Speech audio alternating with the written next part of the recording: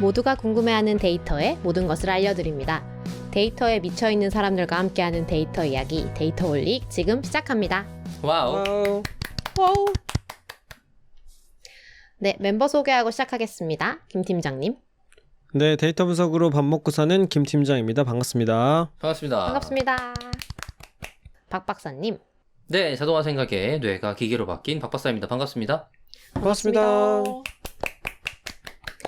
네, 그리고 저는 데이터 자라를 꿈꾸는 앨리스입니다. 반갑습니다. 반갑습니다. 데이터홀릭은 유튜브, 팟빵, 애플 팟캐스트에서 들으실 수 있고 그 외에 저희도 모르는 다양한 팟캐스트 플랫폼에도 업로드되고 있습니다. 페이스북 페이지도 운영하고 있으니까 많이 팔로우해 주시고요. 데이터홀릭은 여러분의 후원으로 만들어지고 있습니다. 카카오뱅크 계좌로 매월 초에 3만원 정기 후원해주시는 기동량님, 매월 15일에 만원 후원해주시는 운누나27님, 권주희님, 매월 7일에 3만원 후원해주시는 눔나님 너무너무 감사합니다. 팟빵과 유튜브 공지사항, 채널 정보에 후원 계좌가 있습니다. 지난 화에서 제가 구구절절 후원을 요청드립사 열심히 말을 해보았는데요. 네, 이번 에피소드도 아주 재미있게 들으실 수 있으니까 네, 듣고 계시는 분 계시다면 저희의 녹음과 편집과 컨텐츠 제작을 위하여 후원을 해주시면 정말 감사드리겠습니다. 광고 안내드리겠습니다. 데이터홀릭은 데이터 관련 분야의 다양한 소식을 전하는 팟캐스트입니다. 저희 방송에 광고를 넣거나 데이터 관련 교육을 의뢰하시려면 데이터홀릭4 gmail.com으로 문의해주세요. 방송을 들어주시는 모든 분들께 감사드립니다. 감사합니다. 네, 듣자니 저희 방송에 그 광고를 실었다가 책이 대박난 것들이 꽤 많다고. 그럽니까? 그런 얘기를 몇 번 들었죠, 저희가. 어마어마하군요. 자, 네, 출판사들. 엄청난 홍보. 우리 청취자분들이 얼마나 책을 열심히 보시는 분들인데요.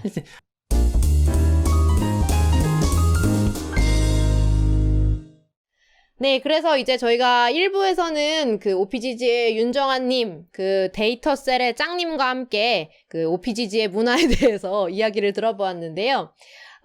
이번에는 그 채용 공고, JD를 좀 같이 보면서 이야기를 나눠보려고 해요. 그렇죠, 박 박사님? 아주 부드러운 연결이었습니다. 네. 좋습니다. 아, 네. 그렇구나. 네. 네네. 지난 시간 포함 이번 시간까지 다 지금 OPGG의 채용 방송으로 진행을 하고 있고요. 거기에 지금 말씀하신 데이터 실이라고 표현하나요? 셀이라고 셀. 표현합니다. 아, 셀. 네. 셀의 장을 맡고 계시는 윤정아님께서 지금, 회사 홍보와 함께, 채용 홍보를 해주시러, 이렇게 감사하게도 데이터홀릭이 나와주셨습니다. 저희, 지금 OPGG에서 지금 채용하시는 거 제가 알기로는 3개인 걸로 알고 있어요. 물론 다른 채용권도 많지만, 여기 데이터홀릭에 소개할 수 있는 채용권은 3개 정도인 것 같다. 네네, 맞습니다. 크게 나누면, 그러니까 포지션으로 따지면 3개인 상황입니다. 네네. 프로덕트 애널리스트, 네, 그리고 데이터 엔지니어, 네, 그리고 데이터 사이언티스트. 네. 이렇게 3개이시고, 그, 프로덕트 애널리스트를 주니어랑 시니어 2개로 나눠서 더 많이 뽑고 있다. 인 거네요. 지금 요 채용 공고는 전부 0명인가요? 아니면은 1명인가요? 일단은 다 0명으로 생각을 하고 있고요. 네.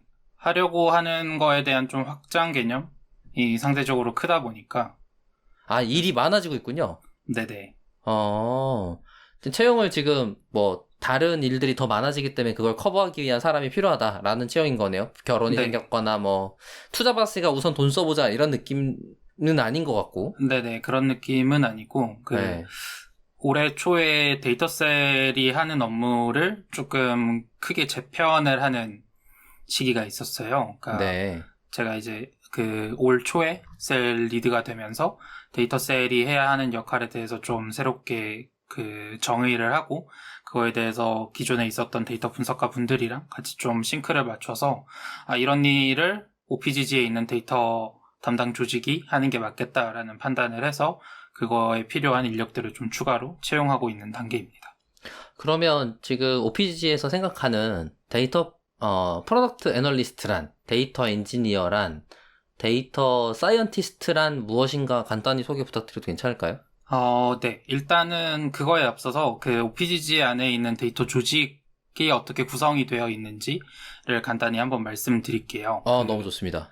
그 OPGG 안에는 데이터 여러 한 10명 조금 안 되는 데이터 분석가들이 지금 이제 OPGG에서 일을 하고 계시는데 그 상황에서 그 파트로 크게 세 가지로 지금 나뉘어져 있어요. 그래서 프로덕트 분석 파트가 있고 리서치 파트가 있고 게임 데이터 분석 파트 이렇게 세 가지로 지금 나누어져 있는 상황이고요.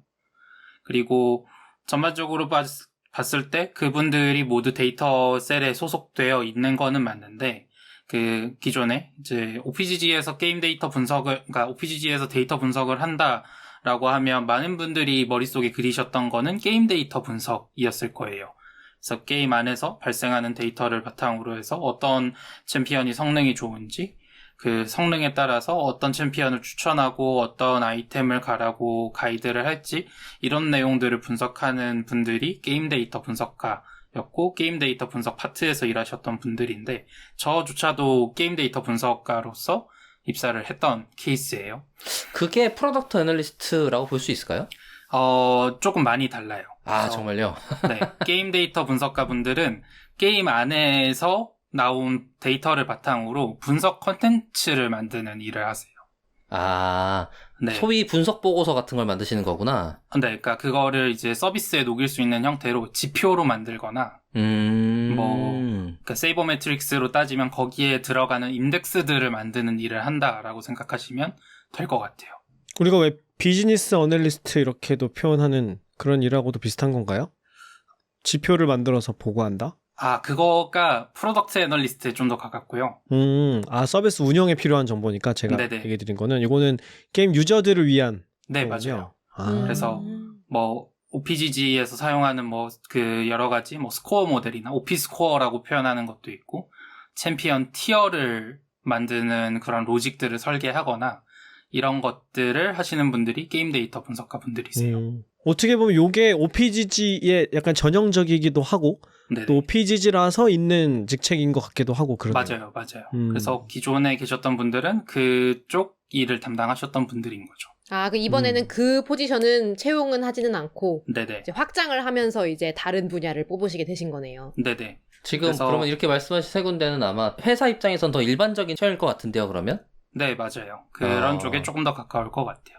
그래서 게임 데이터 분석가 분들은 지금 프로덕트를 개발하는 그런 셀에 속해서 일을 하고 계시고요, 한동안은. 그래서 지금 데이터 셀을 구성하고 있는 메인 파트는 프로덕트 분석 파트랑 리서치 파트 이렇게 두 개로 나눠진다라고 말씀드릴 수 있을 것 같아요. 지금 말씀하시는 거에서 프로덕트가 무슨 뜻일까요? 어떤 의미를 지니는 프로덕트예요? 그 프로덕트는 OPGG 서비스, 그러니까 OPGG에서 만든 프로덕트에 대한 분석을 한다라고 이해를 하시면 될 것 같고요. 아까 말씀 주셨던 비즈니스 애널리틱스나 이런 것들을 분석을 하는 파트가 프로덕트 분석 파트라고 이야기를 하는데 저희 OPGG 안에서는 그것도 크게 세 개로 이제 연결이 되어 있어요. 첫 번째가 유저고요. 두 번째가 트래픽이고 세 번째가 광고 이렇게 세 가지로 엮여 있습니다. 광고도 있군요. 네, 그 OPGG가 그 OPGG에서 수입을 발생시키는 구조가 거의 한 80% 정도가 광고 수익으로 이루어져 있어요. 역시 뭐지? 그렇구나. 방문 사용자 수가 높으니까 비중이 높을 수밖에 없겠네요. 네네, 그래서 사용자 수가 올해 1월 기준으로 5,500만, 글로벌 5,500만이고 페이지 뷰가 한 10억이 넘거든요. 그러다 보니까 잘 이해가 안 되는 숫자야. 네네. 저게 무슨 숫자인지 모르겠어요. 그래서 전 세계를 상대로 하니까 가능한 거지. 그죠? 네네. 제가 롤이라는 게임이 얼마나 인기 있는가, 그래서 글로벌로 얼마나 많은 사람들이 이 데이터에 관심을 갖고 보고 있는가라는 반증 같아요. 네네. 우리나라 말고는 어느 나라가 많아요? 사용자가? 일단은 북미 쪽이 조금 많고요. 전체 OPGG 트래픽에서 한 절반 정도가 그 한국에서 발생하는 트래픽이고 그걸 제외했을 때 북미 유럽 쪽이 상대적으로 좀 높고 최근에 남미 쪽에서도 많이 들어오고 있어요. 그러면은 그쪽 국가에는 영어로 서비스가 네, 되는 그래서 건가요? OPGG 자체도 한 17개국 언어 정도로 서비스를 하고 있고요. 와. 이미 다국어로 서비스를 하고 있고, 그리고 서버도 나뉘어져 있어요. 그 북미 쪽에서 사용하는 서버가 따로 있고, 뭐 유럽 쪽에서 쓰는 서버가 따로 있어서 동일한 동일한 챔피언이라고 해도 한국 서버에서의 성능과 북미 서버에서의 성능이 조금씩 달라요. 그러니까 그것도 패치에 따라 달라지는 거예요? 패치된 결과값은 똑같은데요. 그 지역의 유저들의 플레이 성향에 따라서 그거를 사용하는 결과에 따라서 승률이 조금 다르게 나타나요. 오. 그러니까 네. 뭐 예를 들어 한국인이 좋아하는 기술이 있다거나 네네. 미국인이 좋아하는 스탯이 있다거나 이런 식이겠네요. 네네, 맞아요. 취향이 네. 다른 거군요. 네네. 그러다 보니까 많이 하게 되고, 그러다 보니까 그 많이 하는 거에 대응하는 전략들이 나오게 되고, 그러다 보니까 메타들이 조금씩 다른 거죠. 이게 OPGG가 본격 글로벌 서비스였군요. 몰랐네. 그래서 몰랐네요. 지금 이 게임 데이터 분석 쪽에서는 글로벌 1위 서비스입니다. 아, 그래요? 네네. 글로벌 1위라고요? 네네. 작은 회사는 이거를 아니에요. 너무 뒤늦게 말씀드렸네요. 그거를 제일 옆에 맨 말씀하셔도 되는 그런 제가 자랑거리 같은데. 어디 감히 글로벌 모실 수 1위? 없는 분 모셔온 거예요. 그러니까 글로벌 1위? 몰랐단 말이야? 그러니까 지금 정환님은 글로벌 1위 회사에서 내가 짱 먹고 있다잖아. 그죠. 그럼 내가 글로벌 짱이다네?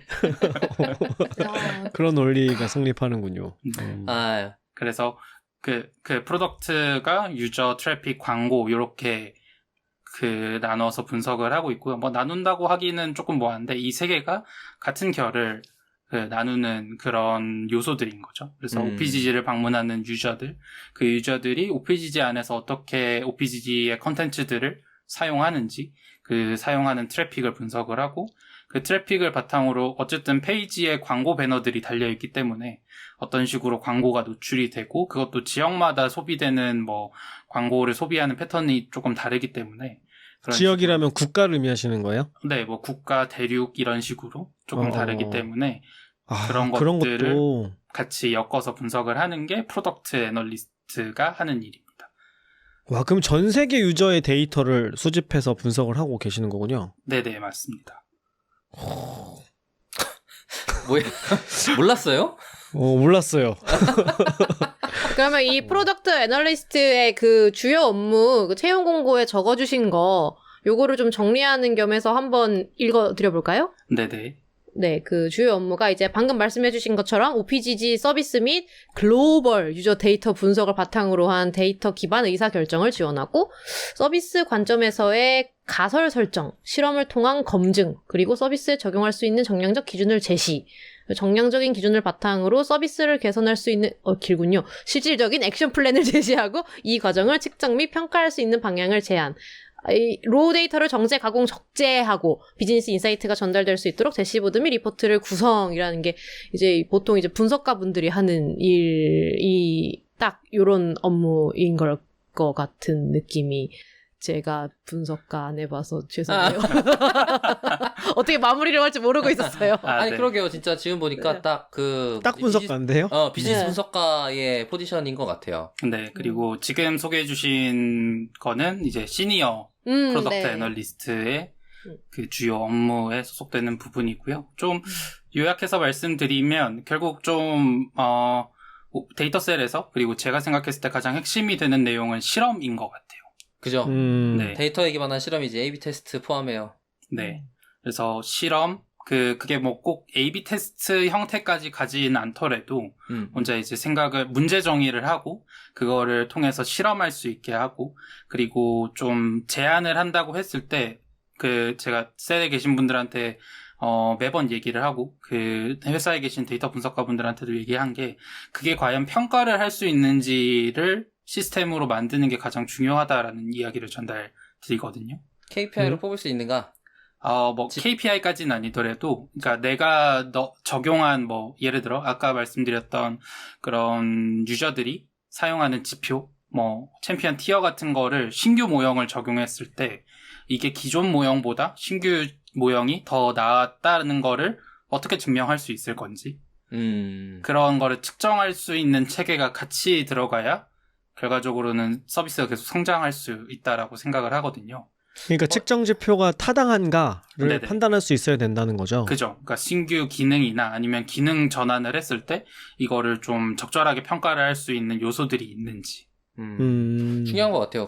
저도 사실 머신러닝이나 딥러닝 같은 거 볼 때 특히 이제 간이라고 불리는 생성 모형들에서는 사실 평가 측정 모형이 없기 때문에 생기는 허들이 있잖아요. 물론 많은 대체를 갖고 있으니까 성장하고 있습니다만 그게 이제 지금 말씀하신 것처럼 빠른 쓸모에 대한 증명과 개선을 위해서 필요한 일이다 보니 처음부터 고려해서 하면 좋을 것 같다 강조하신 것 같습니다. 그래서 실험이 결국 가장 중요하고 그리고 그거를 측정할 수 있는 체계를 만드는 거 그거를 가장 중요하게 생각하는 게 프로덕트 애널리스트가 해야 하는 일이라고 생각을 하고 있습니다.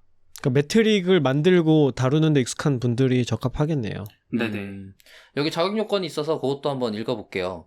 필수 경험 및 역량은 게임 및 게임 시장에 대한 관심과 OPG 서비스에 이해를 가지신 분. 당연하네요.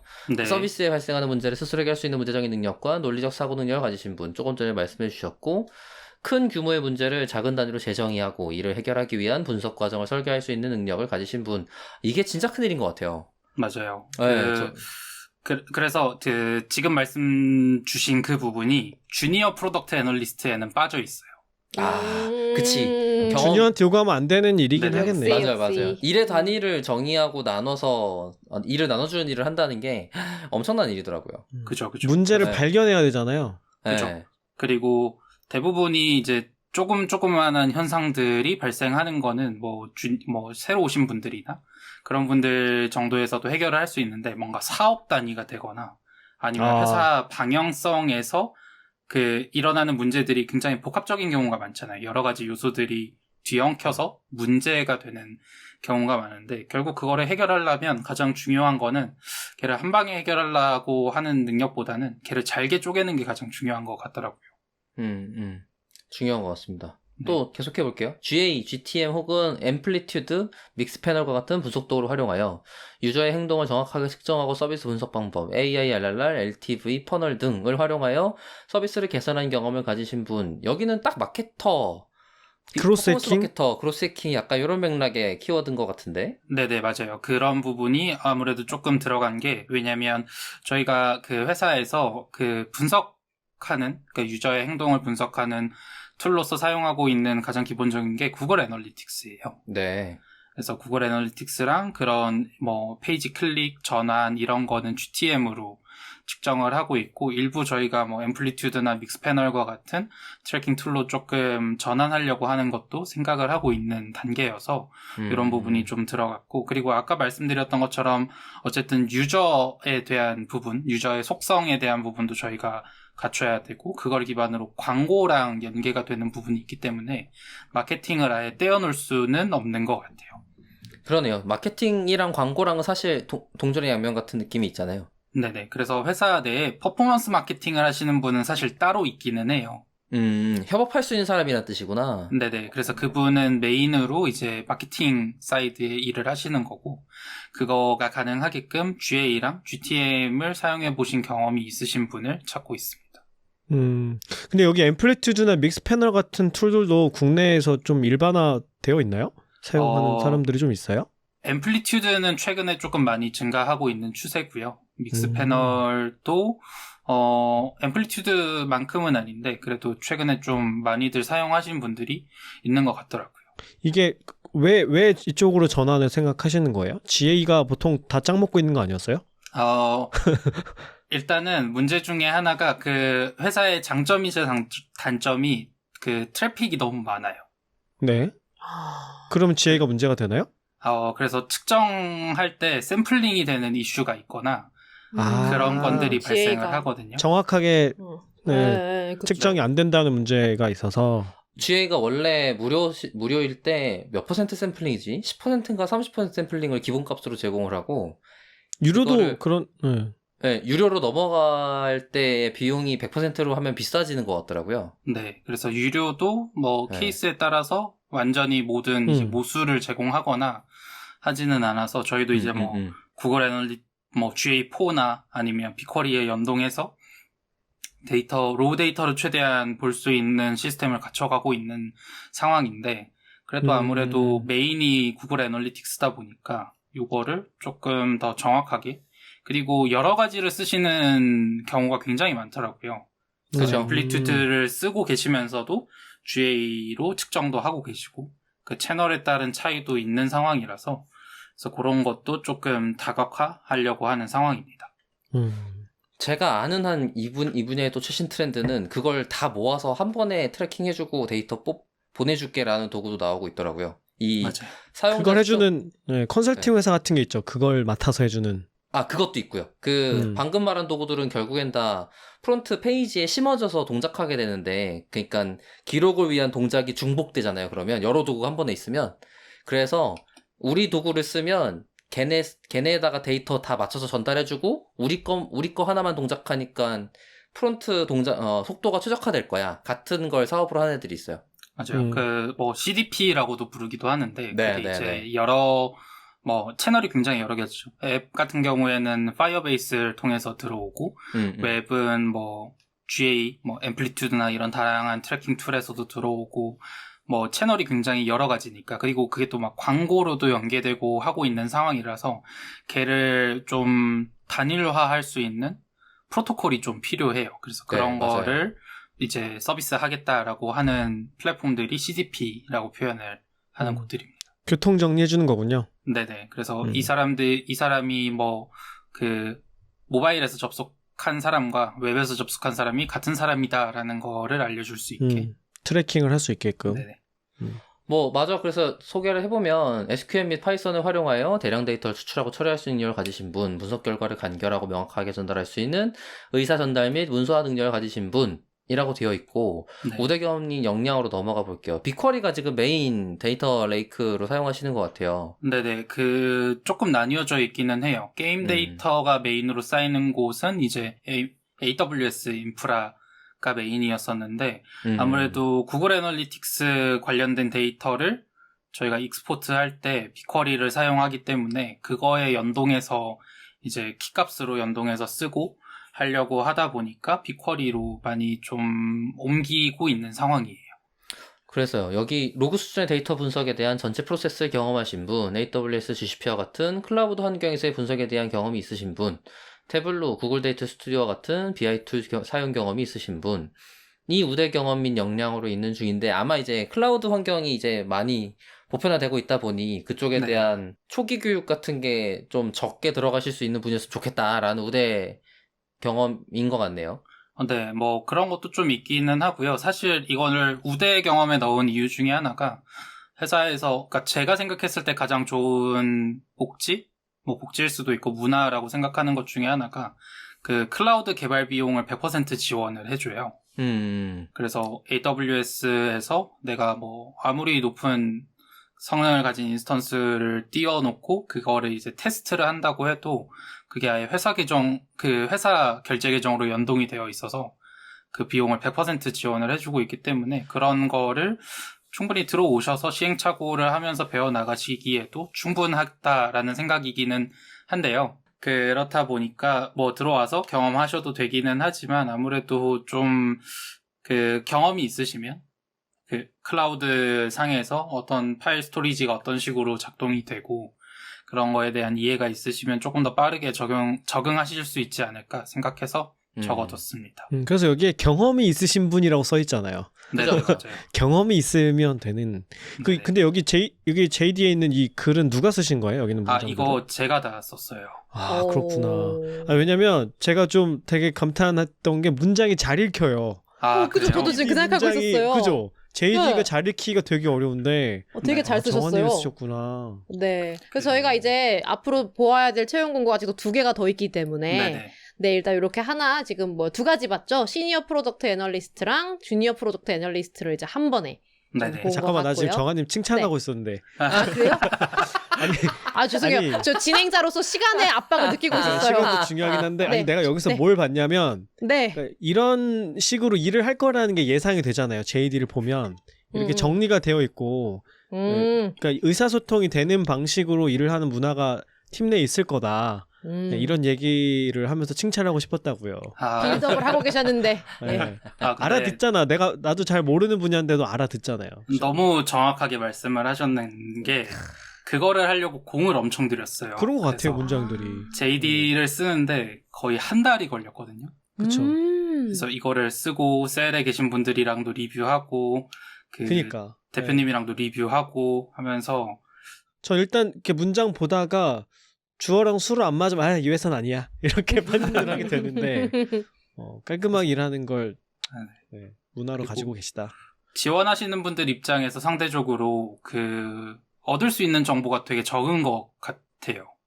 맞아요. 지원자들. 네, 그렇죠. 지원하시는 분들은 회사에 대해서 얻고자 하는 정보는 굉장히 적은데 OPGG가 채용 과정이 조금 빡빡하기로 유명하거든요.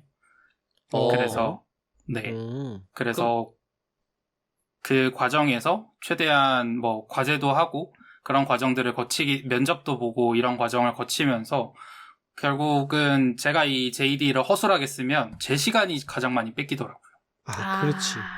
네. 그렇지. 서로 그렇겠네요. 모르고 오는 거니까. 네, 서로 모르고 딱 도착을 해서 이제 면접에 들어갔는데 서로 뚱딴지 같은 소리 하고 있으면 제 시간이 가장 좀 아깝고 면접 보러 오신 분들 시간은 당연히 더더욱 아까운 거죠. 그러면 지금 말씀 나오신 김에 다른 JD 설명하기 전에 프로세스 간단히 소개해 줄 수 있으세요? 어떤 절차를 거쳐서 채용을 한다? 네.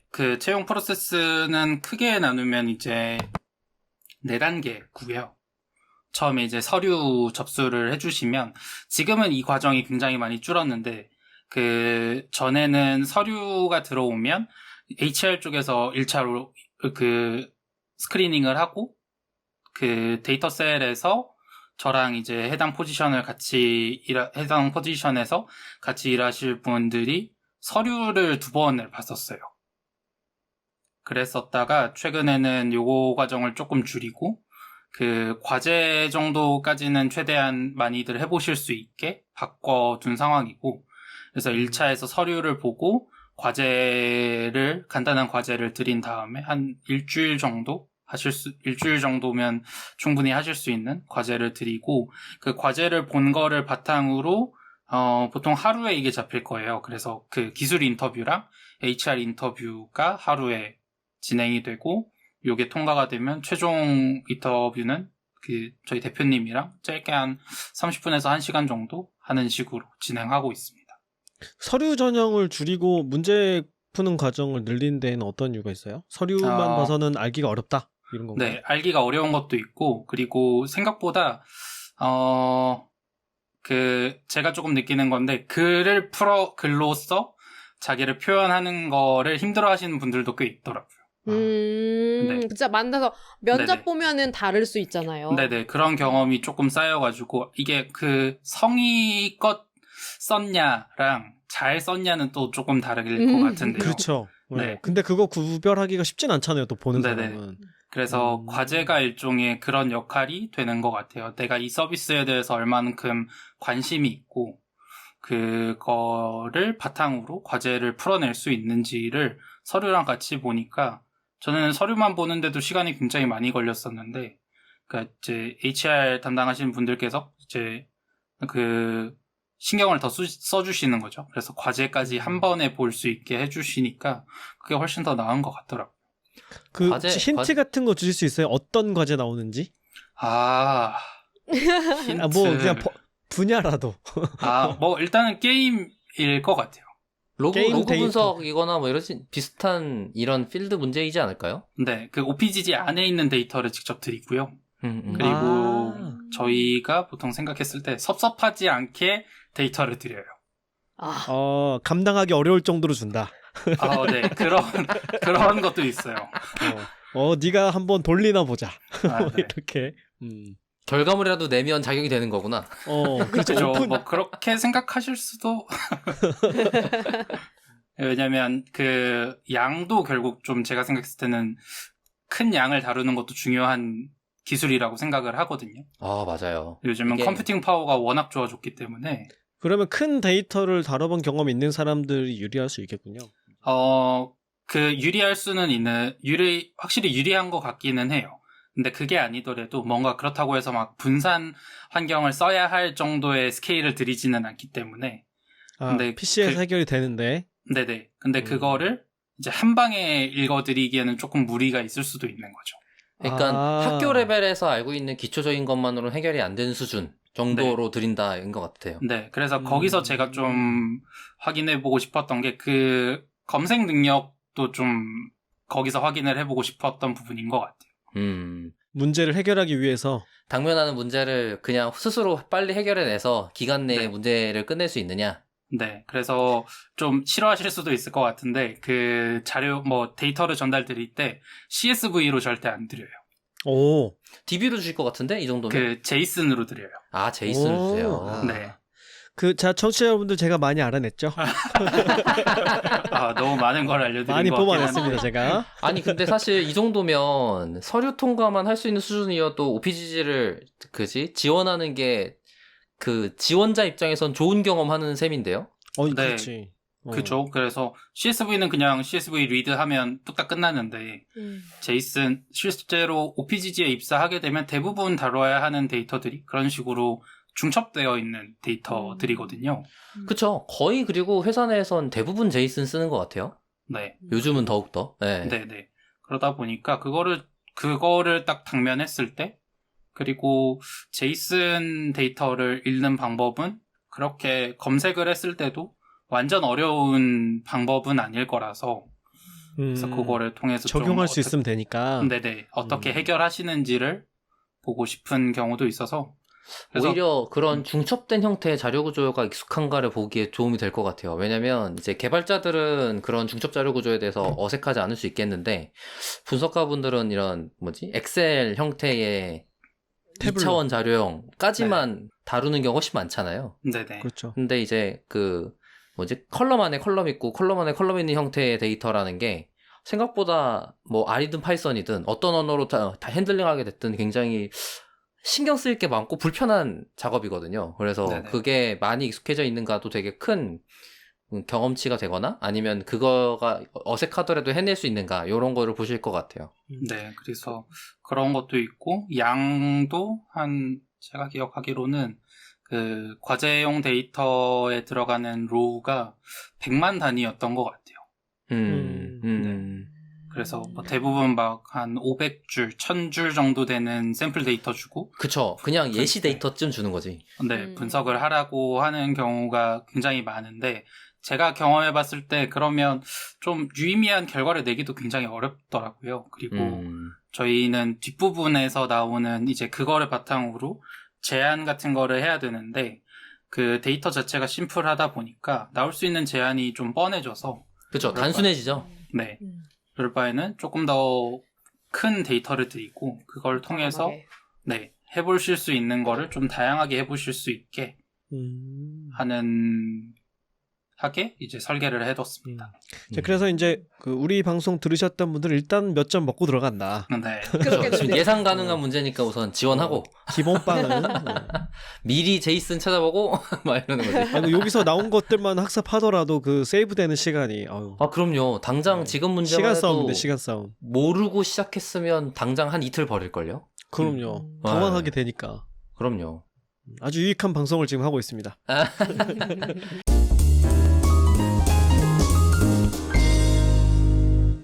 그러면 이제 저희 다음 JD 한번 읽어보도록 하겠습니다. 다음번에는 지금 2개 남아있는데 데이터 사이언티스트랑 데이터 엔지니어인데 엔지니어가 조금 더 심플할 것 같아서 먼저 한번 읽어보도록 할게요.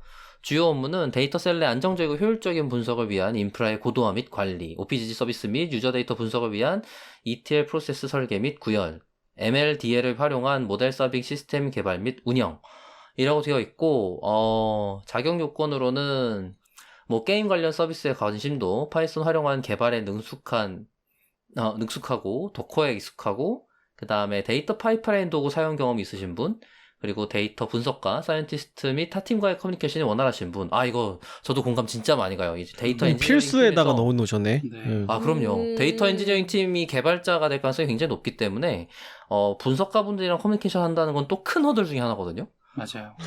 네, 그게 와 쉬운 일이 아니더라고. 그 정한님 네. 이게 들어가 있는 거는 기존에 여기에서 좀 뭔가 어려움을 느꼈다는 얘기인가요? 어려움을 느꼈다기보다는 이게 성향 차이가 조금 있는 것 같아요.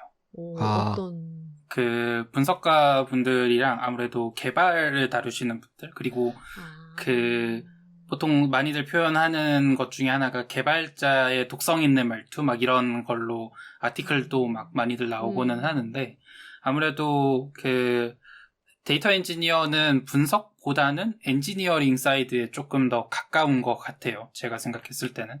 그런 인프라에 대한 이해도도 있어야 되고 그래야 되는데, 그러다 보니까 상대적으로 그거를 모르는 사람과 이야기를 할 케이스가 굉장히 많아지는 거죠.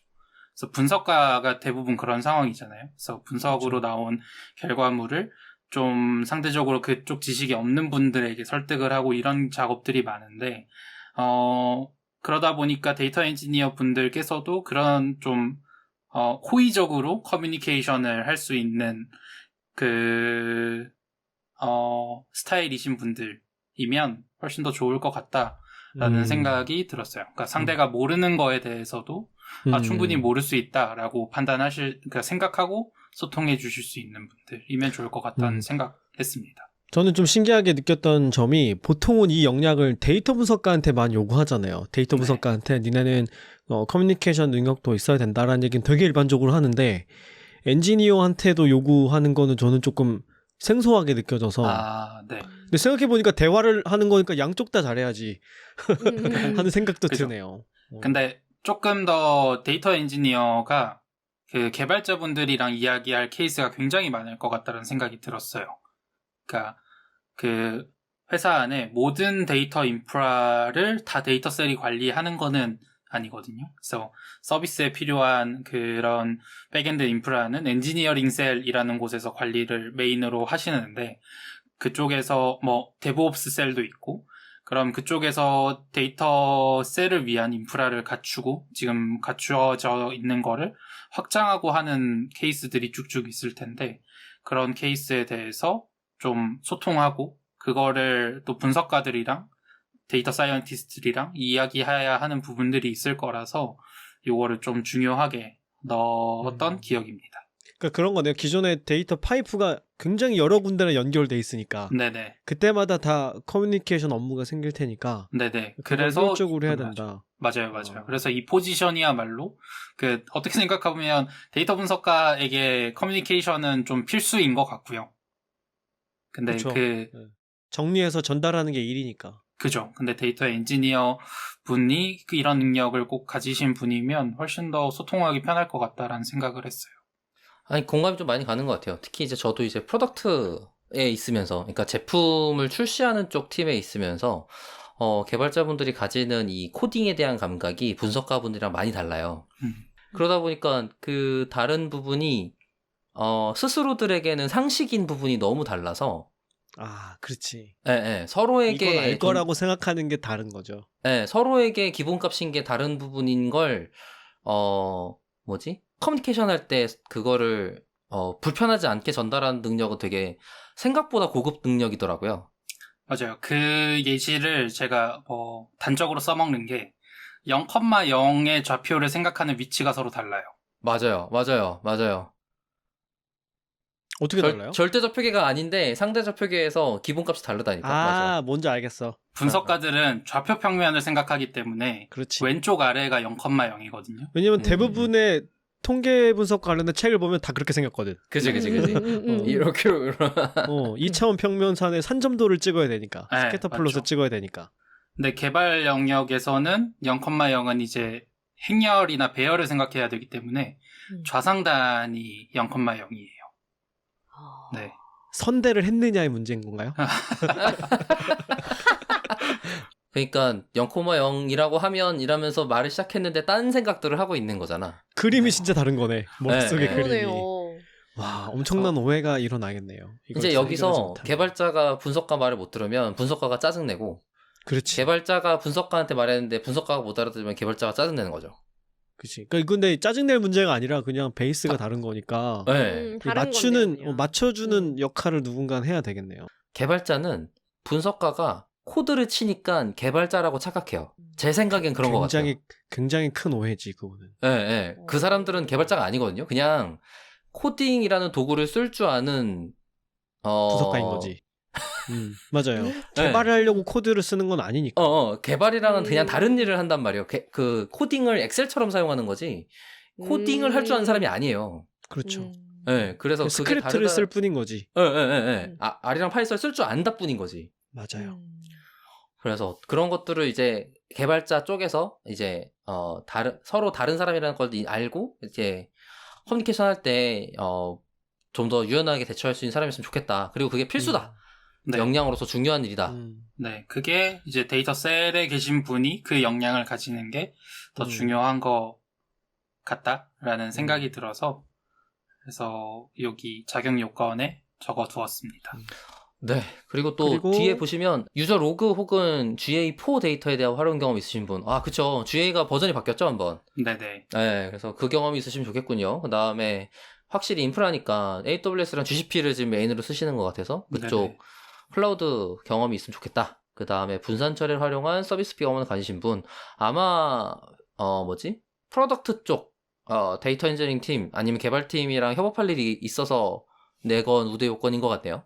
네, 맞아요. 그래서 좀 메인으로 속해서 일하시게 될 부분은 프로덕트 애널리스트들이랑 가장 많이 일을 하게 될 것 같아요. 그래서 데이터 소스가 굉장히 여러 군데가 있는데 뭐 게임 내에서 발생하는 로그가 쌓이는 DB도 있을 거고 그리고 유저들로 인해서 발생하는 로그, 그러니까 OPGG 안에서 OPGG 서비스에서 발생하는 유저 로그들이 쌓이는 곳들이 있을 건데 그거를 분석가들이 조금 더 쓰기 쉽게 연결하고 가공할 수 있게 지원하는 일들이 데이터 엔지니어 분들이 해주셨으면 하는 역할이라고 생각합니다. 와, 네. 알겠습니다. 그러니까 데이터 엔지니어가 내부 데이터 분석가를 고객으로 하는 프로덕트 엔지니어예요, 사실. 뭐 그렇게 말씀해 주시면 맞을 것 같아요. 네. 그래서 요구사항이 너무 달라요. 그 외부 고객한테 나가는 서비스는 안 죽는 게 굉장히 중요하거나 뭐 이런 식일 수 있거든요. 근데 내부의 직원 분석가용 프로덕트를 타겟으로 하기 때문에 그 요구사항에 대해서 유연하게 접근할 수 있어야 된다도 기대사항일 수 있겠더라고요. 네, 그리고 최근에 OPGG 같은 경우에는 대부분의 인프라가 쿠버네티스 쪽으로 변경이 되고 있어요. 그래서 분석 인프라도 쿠버네티스 위에서 서빙이 되는 경우도 굉장히 많아서 그래서 그런 경우에 쿠버네티스를 사용해 본 경험이 없으시더라도 들어와서 배우시면 가장 좋을 것 같기는 해요. 근데 기본적으로 도커 정도는 알고 오시는 게 가장 좋을 것 같다라고 생각이 들었습니다. 맞습니다. 쿠베는 좀 다른 개념의 공부인 것 같고 도커는 베이스로 있지 않으면 쿠베까지 이제 공부하러 따라가는데 시간이 좀 많이 걸리게 할 것 같아요. 네네. 그래서 몇 번 이제 주변에 얘기를 들어봤을 때 어떤 분들께서 보시면 이제 클라우드 플랫폼의 능력을 왜 우대에다가 넣어놨냐라고 뭐 이야기하시는 분들도 있는데 생각보다 그 로컬 환경에서 온프레미스 환경에서 서버를 운영하는 곳들이 굉장히 많더라고요. 맞아요. 네네. 그래서 스케일링 같은 게 막 자유롭지 않고 정해진 물리 서버에서 그런 거를 커버해야 되는 경우들이 많아서 그런 곳에서 했던 경험이 있으면 그거를 AWS나 GCP 같은 클라우드로 옮기는 거는 상대적으로 그리 오래 걸리지 않는 일일 거라고 생각을 해서 따로 빼뒀습니다. 네. 좋습니다. 데이터 엔지니어링은 사실 되게 많이들 알려져 있는 전형적인 업무에 좀 가까워서 저희들이 읽는 게 좀 빨리 끝냈던 것 같아요. 네.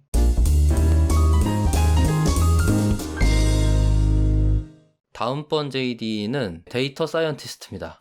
네. 그래서 데이터 사이언티스트 같은 경우에는 주요 업무 소개해 주시겠지만 아까 말씀드렸던 프로덕트 분석이 한 가지 파트라고 말씀드렸잖아요. 네네. 그리고 또 다른 파트 중에 하나가 리서치 파트예요. 네, 맞아요. 아까 소개해달라고 하려다가 지나가 버렸어. 네네. 리서치. 네. 이 리서치 파트는 조금 OPGG에서 조금 특수한 역할을 하는 그런 파트인데요. 네. 그 OPGG는 아무래도 아까 말씀드렸듯이 게임 데이터, 그 게임사에서 제공하는 데이터를 기반으로 뭔가를 분석하기 때문에 게임 데이터, 그 게임 API에서 얻을 수 있는 정보 이상으로 뭔가를 만들어내는 게 쉽지가 않아요. 그렇죠. 주어지는 네. 걸로 해야 되니까. 네, 그래서 주어진 거에서 뭐 어떻게 해석하냐 정도의 차이를 만들어낼 수는 있겠지만 근본적으로 아예 다른 데이터를 받는 게 아니기 때문에 해결할 수 있는 문제가 그렇게 크게 달라지지는 않는 거죠. 그래서 그런 이슈를 좀 해결하고자 하는 역할을 하는 게 리서치 파트고요. 좀 새로 지금 목표로 가지고 있는 거는 게임 데이터 API의 종속성을 조금 벗어나서 직접 데이터를 생산하고 그거를 바탕으로 유저들에게 이전에 경험해보지 못했던 새로운 가치를 전달할 수 있게 하는 것이 데이터 사이언티스트 리서치 파트가 가고자 하는 목표입니다. 뭐 그런 걸 생각할 수 있을까요? 이전 회에서 이제 PC에 설치할 수 있는 앱을 개발했다고 하셨잖아요. 그럼 뭐 거기에서 나오는 데이터를 활용한다든가 뭐 그런 업무가 되는 건가요? 네, 뭐 그런 업무가 될 수도 있을 것 같고요. 그리고 게임 데이터를 봤을 때 리그 오브 레전드 같은 경우에는 그 게임 결과에 대한 데이터도 있지만 게임 안에 이제 타임라인 데이터라고 해서 상대적으로 게임이 진행되면서 발생했던 기록들을 시간 단위로 보여주는 데이터 셋이 있어요. 근데 리그 오브 레전드는 그거를 1분 단위로 스냅샷으로 제공을 하거든요. 스냅샷이라고 게임 동안에 하시면 1분씩 분 끊어서 단위의 네, 1분 딱 됐을 때의 결과 값. 1분에 한 상태들. 번씩 나오는 데이터예요? 네네. 상태를 1분에 한 번씩 찍어주는 거죠. 중간에 바뀌더라도 1분 단위로만 저장하는 거군요. 네, 그 1분 됐을 때, 2분 됐을 때의 상태 값을 보여주는 형태인 거죠. 그래서 그 그 사이에서 일어나는 변화들을 얻기에 상대적으로 제한이 있는 상황이에요. 그래요. 1분이면 텀이 그 안에 할 수 있는 일이 무궁무진할 텐데. 그러니까요. 근데 이제 유저들이 그 단순히 결과 정도에서 결과 정도에서 얻는 정보보다 더 많은 정보를 얻기를 원하고 있는 상황이라서 그래서 조금 더 많은 데이터를 직접 생산하거나 아니면 다른 형태로 가공해서 보여줄 수 있게 개발하는 모델 그런 것들을 테스트할 수 있는 환경을 구성해서 할 수 있게 생각을 하고 있고요. 그래서 리서치가 많네요. 네, 그래서 뭐 이론적인 내용들, 뭐 논문에서 나온 것들을 바탕으로 직접 좀 긴 텀을 갖고 다른 거에 비해서는 긴 텀을 가지고 실제로 뭐 그냥 말씀을 드리면 저희가 영상을 인식을 해서 챔피언들이 그 영상 안에서 이동하는 위치를 객체 인식으로 뽑아내는 작업을 하고 있어요. 오. 그래서 그 게임 우측 하단에 보면 미니맵이라는 영역이 있는데 그 영역에서 그 챔피언들이 어떻게 움직였는지를 영상만 허락한다면 거의 뭐 프레임 단위로 그 값을 얻을 수가 있는 거죠. 와. 그 훨씬 해상도가 높은 시계열 데이터가 생기는 거고. 네네네. 그렇죠. 이걸로 이제 새로운 정보를 또 만들어서 유저한테 제공을 할 수 있는 거고 이런 일인 거군요. 네네. 그리고 아니면 게임 영상 내에서 그 게임을 하다 보면 중간중간에 이벤트를 알리는 메시지가 이렇게 게임 그 화면에 노출이 되게 돼요. 그렇죠. 쿼드라 킬! 뭐 이런 네네. 그런 메시지를 가공을 해서 이제 짧게 하이라이트를 만들어준다거나 이런 것들을 재밌네. 짱이다. 그러면 단순히 들어와서 이제 숫자로만 된 결과를 보다가 네. OPGG에서 자동으로 하이라이트를 가공을 해서 보여준다거나 아니면 그런 것도 할 수 있는 거죠. 일주일 동안에 매드무비 같은 거를 이제 OPGG에서 알아서 편집을 해서 쓸 수 있게 제공을 하는 거죠. 내가 잘했던 장면만 이렇게 추적을 해서 오, 하이라이트 너무 모음집 이런 거. 멋있다. 네네네. 너무 멋있어요. 그래서 앨리스 갑자기 롤 다시 시작하는 거 아니에요? 아니, 저 딱 2번 해봐, 2번 해봤어. 안 돼, 난 안 돼. 별걸 다 그래서 만들어내시는군요. 네, 그래서 그런 거를 하려고 하는 게 이제 리서치 파트고요. 그리고 그 안에서 데이터 사이언티스트가 맡은 역할은 그런 거 뭐 이론적인 내용들을 직접 프로토타이핑도 하고 그거를 어떻게 활용할 수 있는지까지를 같이 보여주는 게 데이터 사이언티스트가 맡은 업무입니다. 약간 어플라이드 리서처 같은 느낌의 직무를 지금 데이터 사이언티스트라고 정의하신 것 같네요. 그러니까 네네, 맞아요. 연구 레벨의 일을 연구 레벨에서 끝낼 게 아니고 지금 제품 내에 프로덕트 내에 녹여서 사용할 수 있는 기능 POC까지 해보던지 잘 된다면 끝까지 다 같이 가던지. 네네. 네. 그렇다면 여기서 주요 업무 얘기를 조금 더 읽어볼까요? 네. 읽어보면 네. 좋을 것 같은데요. 네. 네네. 시계열 기반의 게임 데이터를 활용한 인게임 분석 지표의 연구 및 개발, 일반 유저 프로게이머의 인게임 플레이 데이터 분석, 시계열 데이터 기반의 패턴 분석, 이상 데이터 탐지, 예측 모델링, 분석한 결과를 서비스에 제공할 수 있는 형태로 가공 및 자동화 설계. 위에 주요 업무 멘트를 좀 읽어야 여기는 더 설명이 될 것 같은데 네. OCR, 오브젝트 디텍션 등 인공지능을 포함한 다양한 기술을 활용하여 새로운 방식으로 데이터를 생산, 가공하는 방법에 대해 연구합니다. 연구한 방법을 통해 유저들의 게임 라이프 사이클에 기여할 수 있는 여러 가지 기능들을 구현하고 실험합니다. 아까 소개를 꽤 해주신 것 같아요. 그래서 그러네요. 기본적으로는 이제 MLDL 모델을 개발을 기본적으로 타겟을 하고 계신 것 같고 리눅스 네. 환경에서 파이썬을 이용하여 데이터 처리 작업을 수행할 뿐만 아니라 파이토치 혹은 텐서플로우 기반의 MLDL 모델을 개발하여 웹 서비스를 통하여 성능을 비교하고 관리합니다. 네. 이렇게 얘기를 해주셨고 네. 필수 경험 및 역량으로 내려가 볼게요. 게임 및 관련 서비스에 대한 높은 관심도. 이건 다 들어가 있네요. 네. 이거는 좀 어쩔 수 없네요. 없는 것 같아요. 네. 네. 아까 말씀하신 거에서 좀 특이한 포인트인데 확실히 게임이 시계열 데이터가 전제로 되어 있는 데이터이다 보니까 네. 시계열 데이터의 분석과 활용에 대한 깊은 지식을 가진 분이라고 되어 있는데 이게 허들이 굉장히 높을 것 같아요. 맞아요. 그렇지. 네. 그럼에도 조금 그런 특화된 능력을 가지신 분들이 꽤 있기는 하더라고요. 그죠. 네. 그러니까 보통 이제 데이터 사이언티스트나 AI 쪽 하면 크게 세 개 이야기 하더라고요. 그래서 비전이나 이제 NLP, 추천 요렇게 이야기를 하는데 회사 안에 지금 비전 연구를 하시는 분이 한 분 계세요. 네. 그래서 그분이랑 좀 얘기를 많이 했을 때 좀 어떤 동료가 왔으면 좋을 것 같냐라고 이야기를 했을 때 그냥 둘이서 뭔가 비전을 주구장창 파는 것보다는 이 조금 더 다른 시각을 줄 수 있는 동료면 좋을 것 같다라고 이야기를 주시더라고요.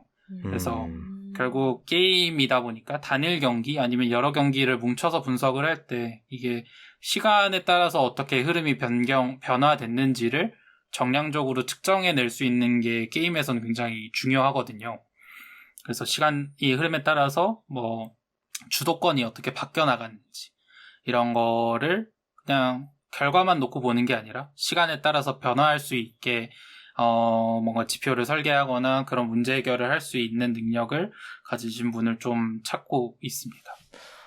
듣기만 해서는 경제 쪽 분들이시거나 아니면은 시계열 데이터 분석 공부하시는 분들 중에 사실 이 정도로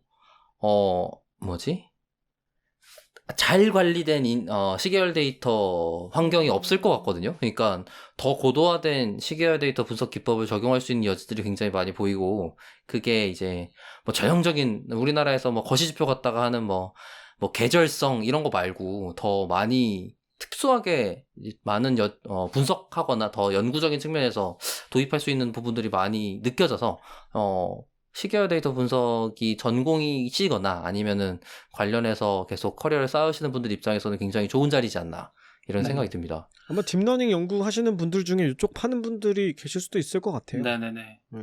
딥러닝에서 보면 시계열 데이터가 두 가지가 있는데 하나는 동영상 그리고 또 다른 하나가 NLP거든요.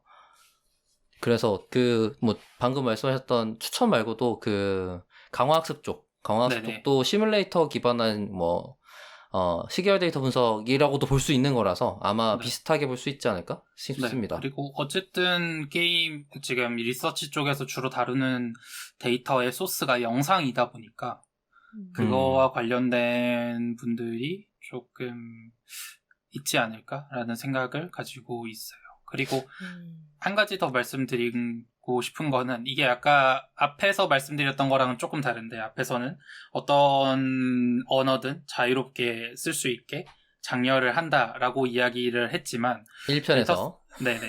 네, 그러네요. 1편에서. 네, 데이터 사이언티스트 같은 경우에는 조금 다른 것 같아요. 이게 어쨌든 결과물이 모델로 나오거나 아니면 인프라를 통해서 직접 뭐 POC를 할 수 있게 API로 간단하게 서빙을 할 수 있는 걸로 나와야 되기 때문에, 그러다 보니까 뭔가 좀 여러 명의 데이터 사이언티스트가 공동의 하나의 결과물에 기여를 하다 보니 언어를 조금 제한을 했습니다. 여기 지금 프로덕트 팀 내에 지금 필수 경험이나 사용 언어에는 파이썬이랑 SQL로 제한되어 있는 것 같아요. 네, R도 사실 뭐 쓰신다고 하면 전혀 상관이 없는 환경이기는 하고요. 네, 프로덕트 같은 경우에는. 물론 지금 다 제이들을 봐서는 저라면 억지로 고집 부려서 R로 쓰고 커뮤니케이션 열심히 할 수 있을 것 같은데 그렇지 않으면 힘들겠다 이런 생각이 좀 많이 드네요. 확실히 좀 아예 그러니까 자기 업무에 대한 완전 독립성으로 업무를 수행할 수 있는 수준이지 않으면 같이 일해야 되니까, 그러면 지금 파이썬 쓰는 게 더 업무 효율이 나올 수도 있겠다라는 생각이 많이 듭니다. 네. 계속 쭉쭉 읽어볼까요? 네, 우대 경험은 비슷할 것 같아요. AWS, 네. GCP 같은 클라우드 환경에 대한 분석 경험, 그 다음에 텐스플로우, 파이토치 프레임워크를 이용한 MLDL 프로젝트 수행 경험, 분석 결과를 실서비스에 반영해본 경험이 있으신 분. 그래서 여기서 말씀하신 건 이제 데이터 사이언티스트란 모델을 이용하여 서비스, MLDL 결과물에 대한 서비스 적용을 타겟으로 하는 업무인 것 같고요. 네네. 그게 가장 핵심인 것 같아요. 그러니까 결국 네. 테스트나 리서치 정도에서 끝나지 않고, 그리고 그거를 어떤 식으로, 결국 OPG는 서비스를 메인으로 하는 곳이기 때문에 그죠. 이 서비스에 어떻게 확장할 수 있는지를 적어도 뭐 이런 식으로 서빙하시면 됩니다. 이게 뭐 나중에 실제로 실서비스에 들어가게 될 때는 뭐 엔지니어링 셀이나 뭐 데브옵스 셀의 도움을 받게 될 텐데, 그 전에 이런 식으로 좀 가볍게 실제로 물어보신 분들이 되게 많거든요. 데이터 셀에서 이런 거 하신다는데 좀 써볼 수 있냐? 라고 했을 때 그거를 좀 가져다가 테스트 해보실 수 있을 정도로는 가공이 되어야 할 것 같아요. 지금 모든 JD에 제출 서류 보시면 자유양식의 입사 지원서, 경력 기술서 및 OPG 지원 동기 기재 필수, GitHub이나 개인 기술 블로그 등 우대해야 한다고 돼 있어요. 네네. 기술 블로그 우대라는 건 그 서류 들어오실 때 한번 검토를 해보시는 건가요? 네네. 적어서 내주시면 꼭 들어가서 한번 확인을 해보고요. 그리고 GitHub 같은 경우에도 요즘에 근데 좀 나뉘는 것 같아요. 제대로 잘 관리를 해주시는 분들도 있고, 그렇지 그냥 명목상으로 GitHub을 관리하시는 경우도 있기는 한데, 일단은 적어서 제출해주시면 들어가서 꼭 한번은 검토해보는 편입니다. 알겠습니다. 네. 지금 좋습니다. 네네. 네. 그래서 이제 저희가 전체 이제 총 4개 이제 채용 공고를 정한이가 함께 살펴봤네요. 그래서 좀 청취자분들에게도 OPGG라는 회사에서 데이터 셀이 이런 사람들을 뽑고 있다라는 게 조금 잘 전달이 되었기를 바라고, 그리고 여기 이 방송 들으면 이제 과제 전형은 패스하실 것 같은 이런 거가 돼버렸으니까요. 일단 네. 한 단계 네, 제끼고 그렇게. 가는 거죠.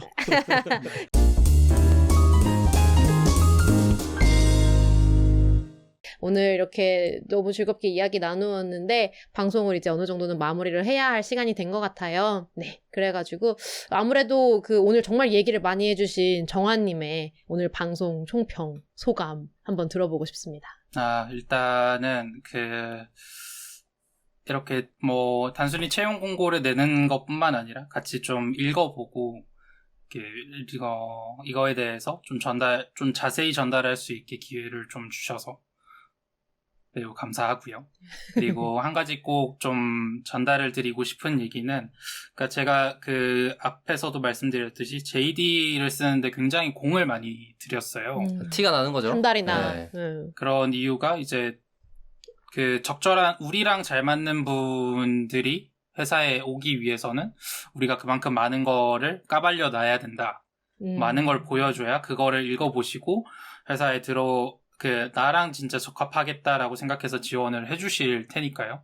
그래서 그런 만큼 좀 이번 채용을 쭉 진행하는 채용을 진행하면서 제가 가지고 있는 가장 큰 마음 중 하나는 적어도 지원자분들께서 이 지원을 하시는데 고민한 시간에 완전 똑같지는 못하겠지만 그 정도 시간만큼은 나도 써야겠다라는 생각이 꼭 들어서 그래서 그 들어온 이력서를 최대한 저도 자세히 놓치는 거 없이 보려고 노력하고 그리고 그 혹시나 말로 다 풀어내지 못한 부분들이 있으면 과제나 이런 식으로 조금 더 확인해 보기 위해서 노력하고 있으니까 많이 지원해 주시면 좋겠습니다. 아, 너무 멋진 소감이었던 것 같아요. 예, 그래서 이렇게 멋진 소감 들었으니까 저희의 소감은 마음속에 묻어드는 것으로 하고 네, 그렇게 한번 방송을 마무리를 하는 방향이 어떨까 싶은데 두 분 괜찮으실까요? 네, 좋습니다. 네, 좀 아쉽지만 이렇게 그럼 정화님을 보내드리도록 하겠습니다. 네, 데이터 올릭은 더 좋은 컨텐츠를 가지고 다음 방송으로 다시 인사드리겠습니다. 감사합니다. 감사합니다.